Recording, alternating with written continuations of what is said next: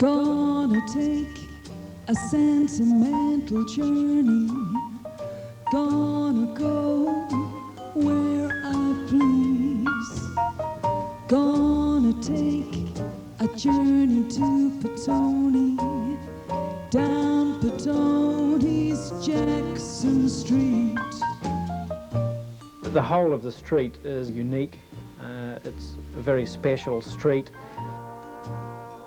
We're trying to sell Petone, and we're trying to sell it in a way which makes it unique. And the vision enhances that, and it provides people with something to buy into. There isn't a character like this anywhere else in Wellington. Yeah, Petone's got everything going for it.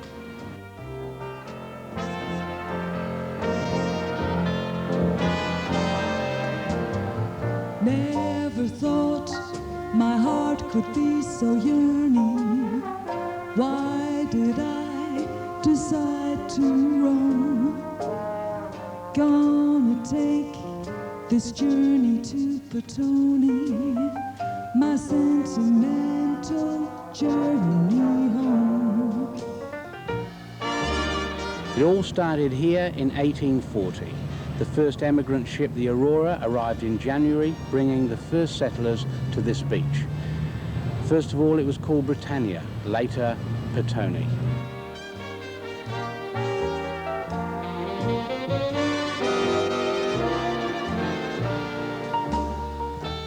In every settlement, there's a trading centre, and in Petone, it's Jackson Street. Well, Jackson Street serviced a population of people who were really working in businesses or manufacturing industries like the gear meat works, the railway workshops, the woolen mills, I think even Sunlight soap, soap manufacture. So they were basically the working class people. In fact, most of the people who rented houses in Patrick Street worked at the gear meat works, and they swam at the beach here and had picnics around Days Bay and so on, all organised by the gear meat works. I think Jackson Street's a unique street really in the whole of New Zealand. It's got such a huge range of pretty individual buildings right from the early period of settlement in the 1880s. In fact, some of the houses go back to the 1850s. Although it was essentially a working class area, they still retained the services of some of the best class architects, well-trained architects in the country to design these buildings. Speaking specifically about Jackson Street, we've got examples of buildings like 87 and 89 Jackson Street, which are typical late Victorian timber buildings, and they have the people living upstairs and they run the shop downstairs. There's another building across the road that's a single-storey building, but there's a great deal more detail on that in the parapet. I would say the building would be a good 100 years old, so it's been there for the last 100 years. All it's done is just had a coat of paint and a little bit of lighting added to it. Then We move on in period to something like 131, 141 Jackson Street, which is very much more an architecturally designed building. This one's designed by Gray Young, who was a very significant architect of the period. He was specifically recognised for his neo-Georgian buildings, and the building opposite, 188-202 Jackson Street, they form a sort of a gateway because they're similar buildings. They take up a whole block. They're certainly a lot larger than the normal building in Jackson Street. But some of the building facades are owned by, the one building will be owned by 2 or 3 different shop owners. Right, yeah, and at the moment I think we actually get, you can see it out there, different colours over each of these. That's right. 3 colours, for example, on one building. Slightly earlier building designed by the Turnbull architectural firm. This is the old B&Z building, which is 268 Jackson Street. This really is, it's again a classical building, but it's just a facade, but it's a very attractive facade, and it was designed as a bank, and they were seen to be as solid and dignified businesses. Presently, Jackson Street is predominantly two-storey, and that creates a certain feel as you walk along the street. And if we start to lose some of these buildings, particularly the corner ones, which are more decorative and tend to wrap around the corners into the side streets and are features in themselves, if we lose those, it's very difficult to bring something in a similar scale and style that ties in with the overall theme of the street. This is 278 to 280 Jackson Street, which was originally designed for Willis, who was a dental surgeon, by Edmund Anscombe. And this is a very unusual building. What took my eye about this particular building is the style of it. The entranceway on the corner, the way the windows are positioned and so forth really appealed to me aesthetically. It's hard to explain in words exactly what that is when you look at something and you enjoy the aesthetics of it. There's a pub further up Jackson Street which uses the imperial Baroque style, which was common throughout the colonial period. We've also got I think it's the Empire Hotel in a similar Neo-Georgian style. In this particular case, it's virtually untouched since it was built, so there's important details there that I think we can try and retain. Buildings have become impersonal, and I believe that there is a strong move towards people wanting to be in more human buildings, buildings with perhaps a few flaws, but that have got a bit of history to them. Looking to a later period, we've got a set of flats there designed by Bernard Johns in the 1940s. It's a very good example of the modern style of building there. It has shops underneath and flats above. Really, all in all, showing the range of buildings from the timber-clad buildings of the early 1880s up to the 1950s. I don't think anywhere else in New Zealand can you get such a range of buildings that reflect the styles and periods as well, and all in one street. A lot of the buildings are quite historic along the street, and to build these buildings new nowadays would just be prohibitive, and we found it was actually a lot cheaper to upgrade the existing buildings to a new standard, but retaining the features of the historic buildings and building on those features. What we were looking at in Jackson Street was a particular problem, an area with some particular problems, many vacant shops, a lot of buildings needing a lot of reinvestment and strengthening work. And the Main Street idea was the process we decided to bring about those changes, really. You've got to think seriously about the uses of the building and how that relates back to the whole street. And that's the advantage of the Main Street program. The decision making is made collectively. The Jackson Street program is more than just buildings. It's about making the most of what we've got here in Petone. It's about marketing the businesses. It's about streetscape design. It's about business development. It's also about heritage conservation, like preserving this 1908 police station. Gonna take a sentimental journey, gonna go where I please, gonna take a journey to Petone, down Petone's Jackson Street. Yeah, I agree with the shifting of that. I mean, once again, whatever happens in the town must be good for the town. If it's creating interest, if people are going to come into the area, then somebody's going to pick up business somewhere along the track. When I heard about the Jackson Street program, I was thrilled, because I thought this is exactly how we feel about the buildings in the street, and so that was a very positive factor that came along. We've had a design guide that's been available for some time now, and we're hoping that by giving information, providing vision through things like the design guidelines, through the carbon watt designs, that the building owners themselves will take up the vision and they'll do the work themselves. I mean, we can't actually force them to do it. We'd like to do it in partnership with them.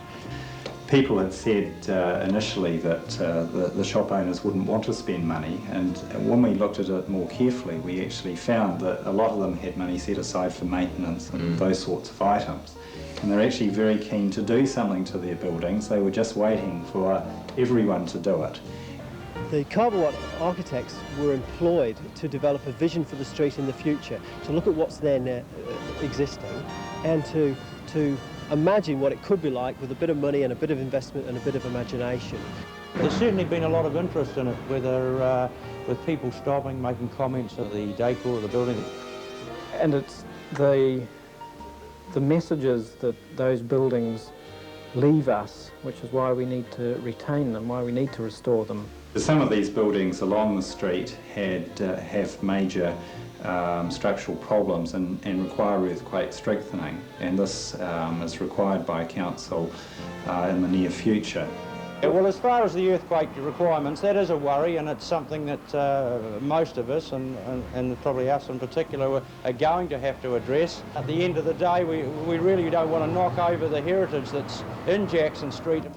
Because of the earthquake problems associated with the buildings, a lot of the decorative features, the parapets and particularly sort of veranda signage, that sort of thing, has been removed over the last 10 to 20 years.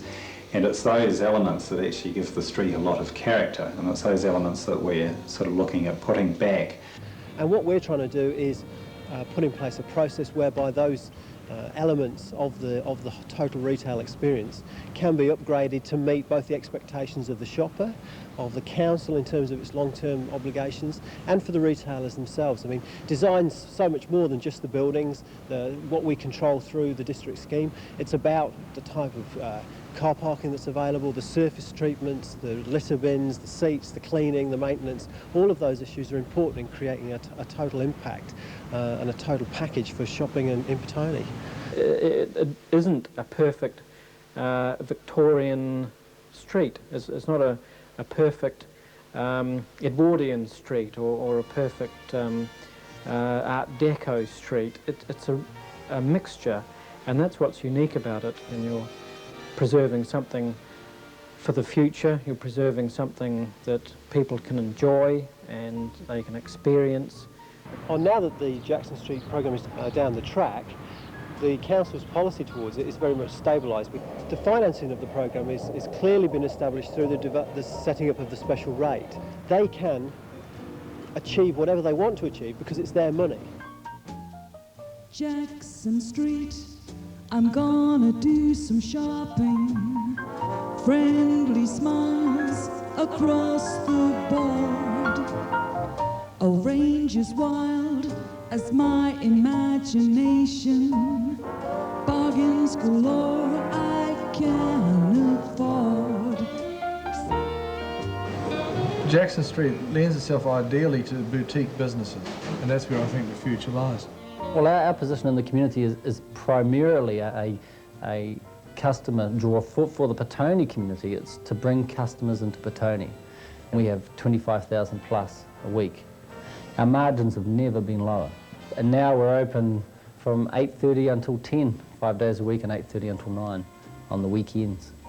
So in that sense, the hours are much more customer friendly. It's an interesting area where I guess traditionally retailers expected people just to walk in and buy what they had for sale. Well, it doesn't work like that anymore. You've got to make people come to your shopping centre. You've got to then entice them through the door, and then you've got to give them a damn good reason to buy something. It's working both ways, I believe that it is. We're learning, but we're also able to offer assistance to new people coming into the area. I think has been the best thing that's ever happened to Jackson Street. 7, that's the time we meet at 7. Calves and bars abound, it's heaven. Friends are all here to meet and greet. It can't be beat. One of the things that came across quite strongly was the feeling of community spirit in the area, which we were sort of bowled over by, and people were just very, very keen on Jackson Street and Petone, and were there to support it. I mean, Petone's got its own style. It'll never be a Kmart's, everything shopping under one roof. But what it's got owner-operators. And as far as we're concerned, every customer's important, no matter how big or how small the sale is. And at the moment, Jackson Street is, I think, on the verge of becoming what I feel is more interesting type of shopping for people. Well, I think if you went downtown on a Saturday morning, you'll find it's not a Sleepy Hollow at all. In terms of location, it's very central, and it's the access to the main arterial routes out of town. It's only a hop, skip and a jump across the motorway and you're here. There isn't a character like this anywhere else in Wellington. parking is another big advantage that you've got in Petone. If you can't find a park in the main street, there's certainly plenty of side streets to park, and it's close proximity to everything. Yeah, Petone's got everything going for it. So in the year 2010, I think you'll have, we hope, the buildings we've identified retained and conserved and looking good, and other areas with new buildings that both enhance the existing buildings but contribute something to modern architecture and to the street. I'd like to see more lighting. We've made a big difference with the lighting on the upper area of our veranda, and what I would like to see down the borough is the upper areas lit up so that if people are in other areas, they're just coming down just to have a look at the buildings. Those customers are still going to be coming in every week, so hopefully we'll be up to sort of like 35,000 customers a week in 10 years. It's not fast, but you know, things in Petone don't change fast, but it is changing. It's a spruced up looking street, people thinking it's a good place to shop and not a dowdy place to shop. You know, it's a worthwhile place to come to. The wider region is getting to know about it. I think if I was to summarise where the Jackson Street programme was to date, I would say that we've only just scratched the surface. In the 5 to 10 years from now, we'll really see some big results coming out of it. And I think that as it changes and develops, it'll become a model for other areas to look at as well. And I think that if we can preserve, for instance, the building fabric that's there now, we'll have something that will become more and more unique to New Zealand, not just to the Wellington area. Jackson Street is all about the community working together. Our future is in our hands.